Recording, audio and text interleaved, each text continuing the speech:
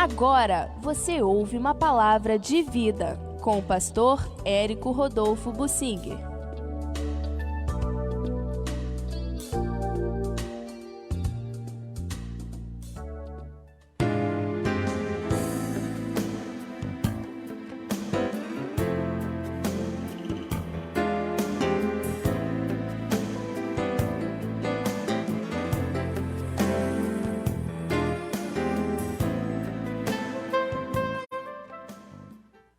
O crente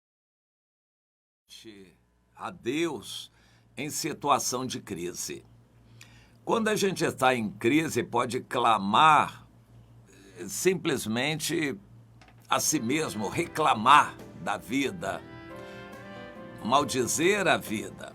A pessoa pode reclamar de outras pessoas, o que é muito comum, botar a culpa no governo, na mãe, no pai, na mulher, no marido e no vizinho, botar a culpa no pastor, em outras pessoas. A pessoa pode clamar por socorro e misericórdia aos seus amigos, que é muito comum. Mas o cristão aprende a dirigir todo o seu clamor a Deus. Existe um endereço só que pode trazer vida, ânimo, disposição, satisfação, solucionar problemas, é o Senhor. E o cristão aprende a dirigir todo o seu clamor, seu choro, suas lágrimas, suas súplicas a Deus. Isto é o exemplo que nós temos de Davi. Não é muito comum em nós hoje o cristão que se acomoda numa vida normal, digamos assim, tem casa, tem emprego, tem família, tem carro, tem salário, tem dinheiro para comer e procura suas diversões, e tem também a igreja. Essa pessoa acomodada dificilmente vai lançar em Deus e só em Deus a sua necessidade quando aparecer.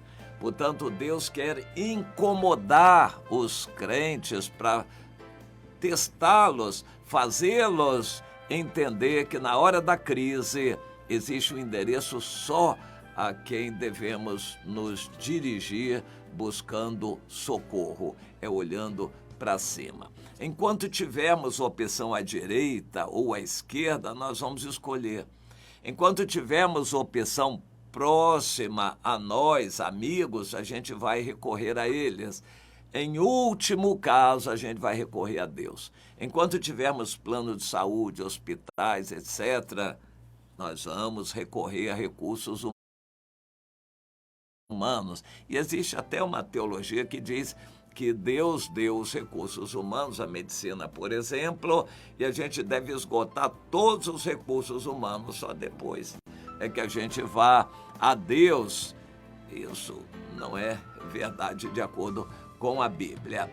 Davi é um exemplo, buscou a Deus. Ele tinha suas saídas humanas, mas ele logo verificava que eram falhas e tinha que ir a Deus. Por exemplo, perseguido pelo rei Saul, ele tinha que fazer alguma coisa. Ele resolveu fugir para não enfrentar o rei Saul. Ele resolveu fugir. Não era difícil, por exemplo, ele estar com o rei. Quando o rei tentasse matá-lo, ele se defender e matar o rei.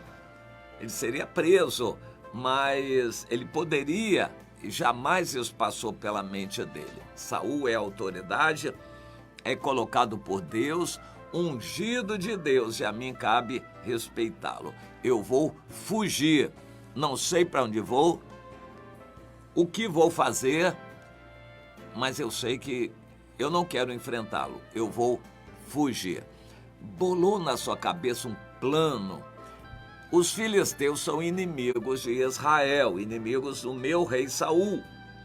Se eu fugir para os filisteus, eles vão me aceitar e eu estarei guardado entre eles. Na sua cabeça esse plano seria bom. E ele foi. Quando chegou lá, ele foi surpreendido, porque nem conseguiu conversar com o rei e foi preso. O Salmo 52 diz no seu epíteto, uma espécie de introdução, o seguinte: Salmo 56, ao mestre de canto, segundo a melodia, a pomba nos terebintos distantes. Essa melodia parece que ensejava vários salmos.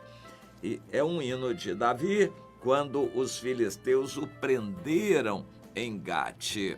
Gate era uma das 5 cidades principais dos filisteus. E ali tinha como príncipe, não tinha o título de rei, era um rei, mas o título era príncipe Aquis, e Davi se dirigiu a ele. Só que sozinho foi preso pelos soldados do rei Aquis antes de conseguir falar com ele. Ele teve que bolar alguma coisa para tentar se salvar. Mas naquela hora, ele compôs esse Salmo 56 em cima de uma música, uma melodia que ele já conhecia. E ele começa assim: tem misericórdia de mim, ó Deus, porque o homem procura ferir-me e me oprime pelejando todo o dia. Os que me espreitam continuamente querem me ferir, e são muitos os que atrevidamente me combatem. E em me vindo o temor, hei de confiar em ti. E mais adiante ele diz: no dia em que eu te invocar, eu sei que baterão em retirada os meus inimigos. Bem sei isto, que Deus é por mim. Davi tinha uma confusão na cabeça dele. Ele tinha promessas de Deus, já tinha sido ungido por Deus, ele tinha profecias a respeito dele que ele sabia que eram verdadeiras, de que ele teria um futuro glorioso e seria rei. Mas que rei agora? Nas mãos do inimigo, preso. E agora? Como é que fica isto? É claro que os pensamentos se turbaram. Naquela hora ele clamou: Deus, o que eu vou fazer? Como eu vou agir? Senhor, sou perseguido em Israel, venho cá para os filisteus, eu sou perseguido aqui também, minha situação está difícil, é muita gente querendo me matar, é muita gente que se levanta contra mim. Eu sei que o Senhor é o meu refúgio, e se eu clamar a ti, o Senhor me socorrerá. E agora, o que eu faço? Foi aí que Deus deu a ele uma ideia de se esgravatar, se fazer de louco, de maluco. Ele como que teve um troço, como que ficou possesso de um espírito esquisito e começou a espernear, gritar, cuspir, babar. Eu creio que ele já sabia fazer isso, usava barba. A Bíblia diz que Davi já usava barba e começou a cuspir na barba, e por alguma razão aquilo tocou o pensamento dos soldados. Eles disseram: esse cara tá doido, tá maluco, e vamos perguntar ao rei o que fazer com ele. O Aquis olhou e embarcou no argumento de Davi. Ele pensou o seguinte: um maluco está possesso de um espírito imundo. Naquela época ninguém era ateu, todos eram supersticiosos, tinham fé em alguma divindade e não queriam estar mal com divindade nenhuma. Se há um espírito qualquer nesse homem, a gente matando esse homem, esse espírito vem contra nós. Eles acreditavam em coisas desse tipo. Se nós matarmos esse homem que está com espírito estranho nele, esse espírito estranho pode passar para mim e vem me perturbar à noite. Então, eles entendiam que não deviam maltratar nem matar pessoas que estavam possessas, pessoas que estavam cheias de um espírito estranho. Quando ele olhou para Davi esgravatando, assim, rolando e babando, enfim, com aquela atitude maluca, Davi deve ter representado bem. ele imitou um endemoniado, uma pessoa esquizofrênica, uma pessoa estranha, assim, e dessa forma ele conseguiu convencer o rei. O rei entendeu que era um espírito que estava tomando a Davi e não quis matá-lo. Deu ordem aos seus soldados que expulsassem a Davi. Mande esse homem embora aí. Eu lá quero maluco mais no meu meio. Chega de tanto maluco aqui, eu não quero mais maluco aqui não, espírito estranho aqui para me perturbar. Manda isso aí embora e bem para longe. E foi assim que Davi se salvou. Ele não conseguiu nem chegar perto do rei para conversar. Ele queria conversar o seguinte: olha, o rei Aquis, eu estou fugindo do meu país porque o meu rei quer me matar. Eu quero perguntar se o senhor me aceita aqui para trabalhar junto ao senhor. Mas ele não conseguiu nem falar. Mais tarde, alguns anos depois, Davi veio com um pequeno exército de 400, depois 600 homens, e se ofereceu ao rei Aquis. E aí ele conseguiu falar e o rei Aquis o aceitou. E da outra vez deu certo, dessa vez não. De qualquer forma, essa vez em que não deu certo, mostrou uma situação na qual Davi pedia a Deus um milagre. A crise levou Davi a pedir um milagre. Crises levam cristãos a tomarem decisões importantes. Se não há crise, o cristão se acomoda. O cristão se conforma com o mundo, vivendo uma vida normal. Isto é um problema bem mais sério nas denominações mais tradicionais de qualquer tradição, mesmo pentecostal, é a mesma coisa. Qualquer tradição evangélica faz com que os crentes se acomodem e não dependam de milagres de Deus. Eles têm tudo, recursos. Na Europa, cuja maioria da população ainda se diz nominalmente cristã, já está mudando essa situação, mas ainda uma grande parte da população se diz teoricamente cristã. Na prática não são nada, não leem a Bíblia, não vão à igreja, não buscam a Deus, não oram, mas tecnicamente, teoricamente se dizem cristãos, mas há um consenso entre eles. A Europa já se desenvolveu, chegou a um ponto de desenvolvimento em que nós não precisamos mais de Deus. É isto, não precisam mais de Deus. Qualquer cristão chega perto dessa situação. Ele resolve seus problemas financeiros, ele tem casa, ele muda de casa, muda de emprego, ele tem emprego, ele compra carro, vende carro, e ele tem família, casa, descasa. Ele não precisa de Deus para tomar essas decisões. A maioria dos crentes acomodados não precisa de Deus para tomar decisões. Eles sabem que decisão eles querem tomar. Eles não precisam de Deus, de consultar a Deus para tomar decisão. É uma situação assim interessante. Então, se eles se acomodam, Deus os incomoda. A tribulação que Jesus prometeu para nós em João no capítulo 16, precisa vir de vez em quando bater a porta do cristão para que nessa hora ele se volte para Deus. O Senhor não promete necessariamente nos livrar. No caso de Davi, ele estava na antiga aliança e uma libertação do Senhor seria um bom testemunho para os outros. E ele tinha também profecias, ele se baseava nisso, que Deus iria cumprir aquelas profecias na vida dele. Por isso, o Davi cria que ele não morreria. Não sabia como sairia daquela situação. Estava preso diante de um rei inimigo. Ele foi reconhecido como aquele que já tinha matado muitos filisteus e agora ele é reconhecido. Ele estava preso, não sabia como sair daquela situação, mas sabia que se ele clamasse a Deus, o Senhor o livraria.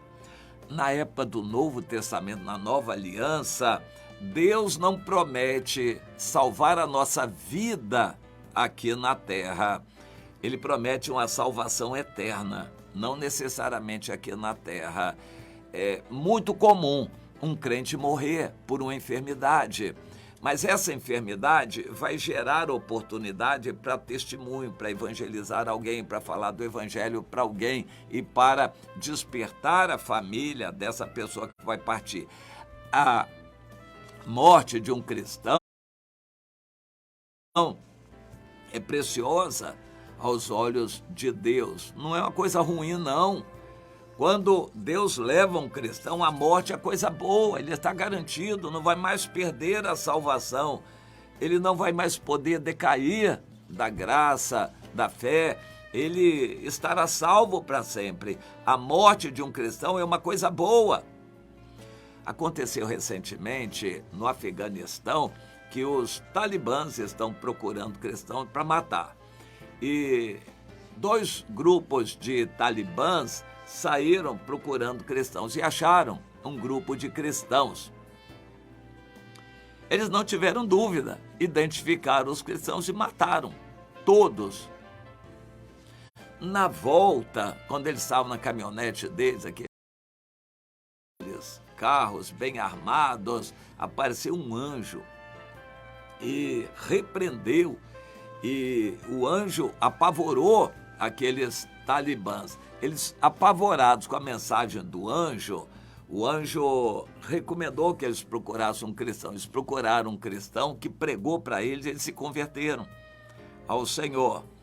Interessante, Deus não salvou da morte aqueles cristãos. Se eram cristãos, eles estavam reunidos com medo dos talibãs, eles já sabiam o que podia acontecer, e aconteceu.